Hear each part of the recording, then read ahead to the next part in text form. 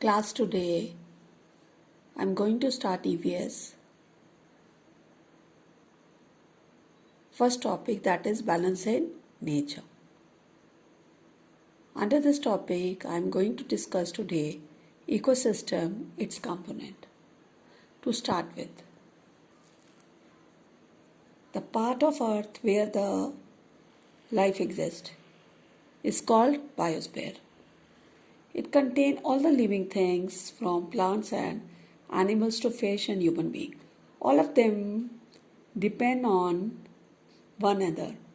The biosphere is made up of several units called ecosystem. It is a combination of two words. Eco means environment, system, which means interaction and interdependence. Types of ecosystem. There are two types of ecosystem, natural and artificial. An ecosystem is functional system of community and its environment. Natural, which exists in nature, forest and desert. Artificial, man-made, such as aquarium, gardens. The environment provides us water, air and soil. There are two types of components of ecosystem, abiotic component and biotic component. When we talk about components of ecosystem, that is abiotic component and biotic component. Or we can say that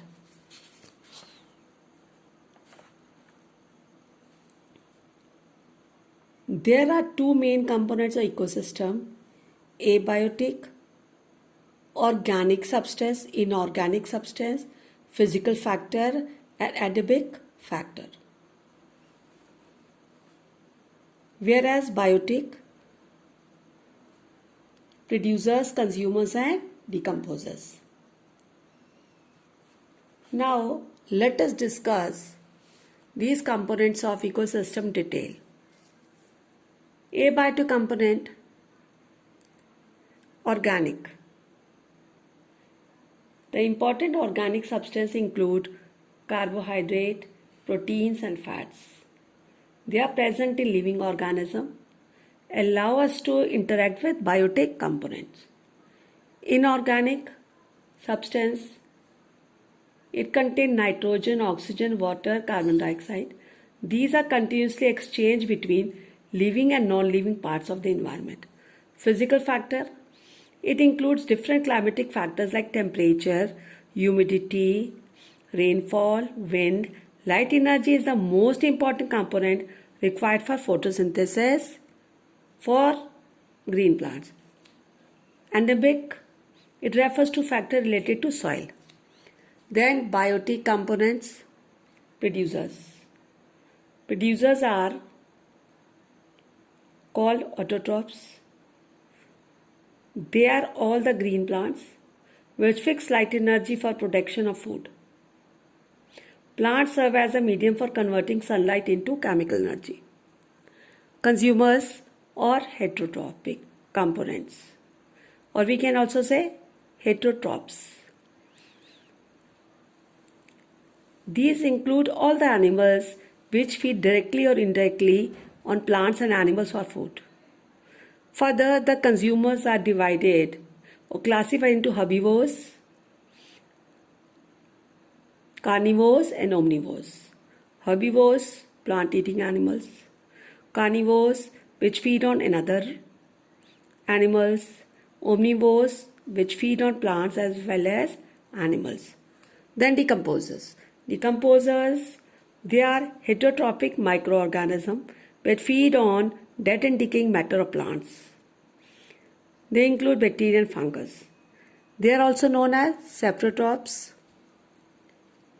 because they release inorganic substance by decomposition and helps in recycling a lot of matter.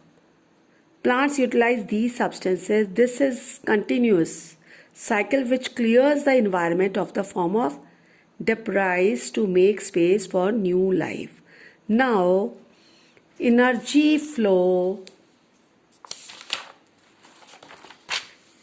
in an ecosystem. Energy flow means that the flow of energy is one of the major functions of an ecosystem. It occurs at all the levels. All the levels means it starts from the reservoir of energy, the sun. Or we can say that the major source of energy is sun. From the sun, the energy is transferred to the producers,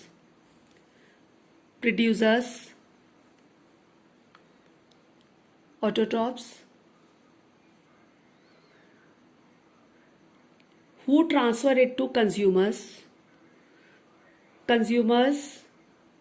herbivores, carnivores and omnivores.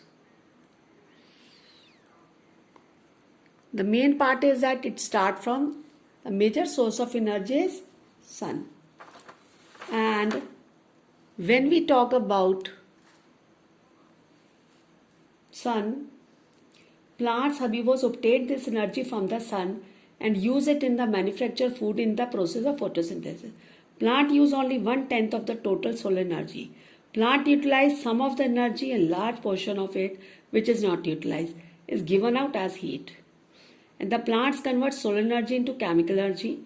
Transfer of energy occurs from the sun to the plants. The role of decomposer starts now, here. As the plants and animals die, they are broken down to simple inorganic material. Energy from carnivores, herbivores, plant is again used by decomposers, and finally energy is released into the environment as heat. Along with inorganic substance like carbon dioxide from air, water and soil. The plant again use this and whole of the above process is repeated and maintain the continuity of ecosystem. The heat which is unutilized is continuously released at all the levels, and this is known as community heat. In the whole process of transfer of heat in a food chain called energy flow, only 1/10 or 10% of total energy flows to each level. Since green plants form the first tropical level for almost any food chain, the largest concentration of solar energy is found in them. So children, please understand this energy flow in the ecosystem. Thank you.